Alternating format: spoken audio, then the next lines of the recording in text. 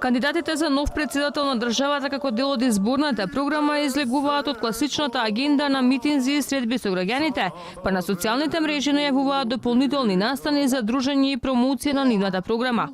Од класичните митинзи излегува и кандидатот на опозицијата. Во опуштена атмосфера, професорката Гордана Селовска-Давкова, како дел од 20-дневната изборна кампања, со граѓаните кои ја прифатија нејзината покана, вежбаше јога на Охридското крајбрежје. Вежбите ги правеше со инструктор, иако и самата порача дека години наназад активно вежбала јога.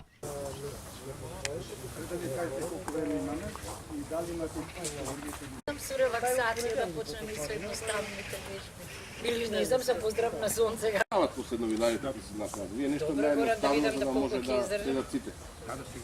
Еве, професорката, се обидувам, затоа велат зашто некогаш главата не знатото ја се концентрирам, тогаш визуализирам.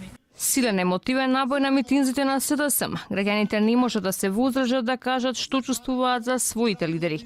Недвосмислени изливи на приврзаност и поддршка кон Заев и Пендаровски забележани уште во првиот ден од кампањата.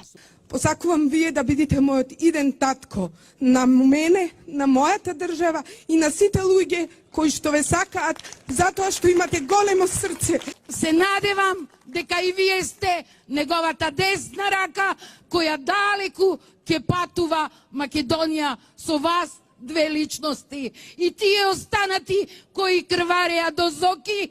Инаку за вториот ден од кампањата, кандидатот на ВМРО ДПМН и коалицијата за претседател, професорката Гордана Селовска-Давкова, денеска е на средби со граѓани и митинзи во Струга и Ресен.